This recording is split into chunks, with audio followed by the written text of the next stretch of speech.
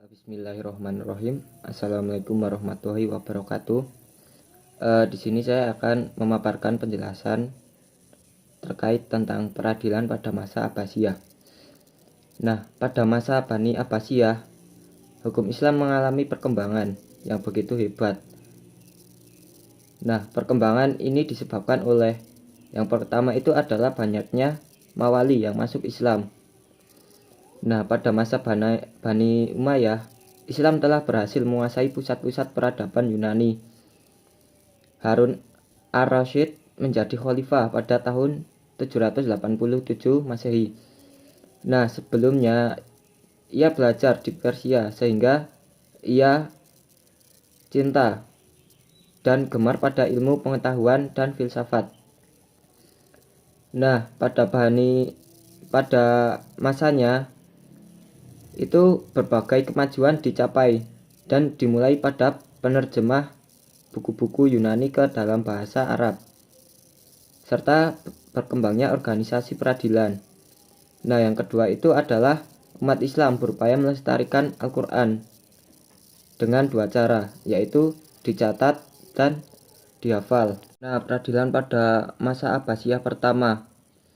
Pada zaman Abbasiyah pertama, yang menjadi sumber hukum adalah Al-Quran dan As-Sunnah. Dan pada masa Abbasiyah pertama, lembaga peradilan dikenal dalam organisasi kehakiman dengan 4 lembaga. Nah, apa saja 4 lembaga itu? Nah, yang pertama itu adalah Iwan Qadhi Al-Qudat atau ibu kota. Nah, yang kedua adalah Qadhah Al-Akali atau provinsi. Nah, yang ketiga adalah Qudat Al-Amsar, yaitu Al-Qadha dan Al-Hisbah atau kota dan kabupaten. Nah, yang terakhir, yang keempat adalah As-Sulhah Al-Qadhiyah atau ibu kota dan kota-kota. Nah, adapun badan peradilan pada zaman Abbasiyah ada 3 macam. Yang pertama itu adalah Al-Qadha. Nah, hakimnya bergelar Al-Qadhi, yaitu bertugas mengurus perkara-perkara yang berhubungan dengan agama pada umumnya. Nah, yang kedua itu ada Al-Hisbah. Hakimnya bergelar Muhtasib, bertugas menyelesaikan perkara-perkara yang berhubungan dengan masalah-masalah umum dan tindak pidana yang memerlukan pengurusan segera. Nah, yang ketiga itu adalah An-Nadhar fi al-Masalim. Hakimnya bergelar Sohibul atau Qadhi al-Masalim. Nah, bertugas menyelesaikan perkara-perkara banding dari 2 badan pengadilan di atas. Nah, berikutnya ada wewenang yang mengangkat Qadhi, ada 8. Nah, yang pertama itu adalah mengangkat Qadhi, yang kedua memecat Qadhi, yang ketiga menyelesaikan Qadhi yang mengundurkan diri, yang keempat mengawasi hal ikhwal Qadhi, yang keempat meneliti putusan-putusan Qadhi dan meninjau kembali putusan-putusan tersebut, yang kelima mengawasi tingkah laku Qadhi di tengah-tengah masyarakat, yang keenam mengawasi administratif, yang pengawasan terhadap fakta, yang terakhir membatalkan suatu putusan hakim. Nah, di sini juga ada peradilan pada masa Bani Abbasiyah kedua.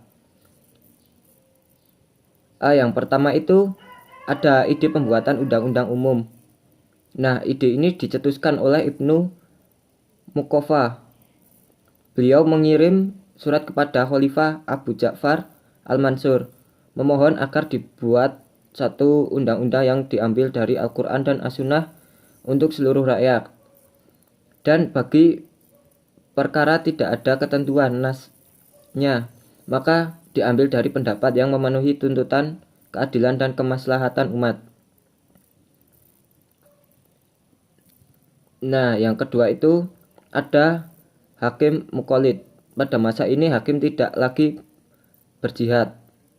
Ini berarti menyalahi syarat bahwa hakim harus seorang mujtahid. Nah, yang ketiga itu ada hakim muqallid. Pada masa ini hakim tidak lagi beristihad. Ini berarti menyalahi syarat bahwa hakim harus seorang mujtahid. Dalam hal ini para ulama berbeda pendapat. Ulama Hanafiyah menetapkan bahwa hakim boleh memutuskan perkara dengan pendapat yang dhaif dari mazhab yang dianutnya.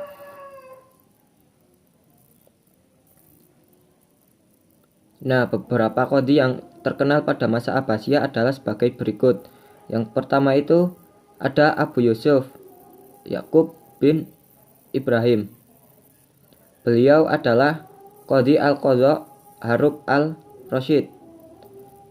Yang kedua adalah Yahya bin Aksam. Nah,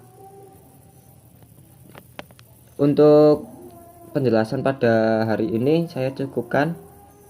Kurang lebihnya mohon maaf jika ada kesalahan atau tutur kata yang tidak berkenan bagi Anda semua. Saya mohon maaf yang sebesar-besarnya.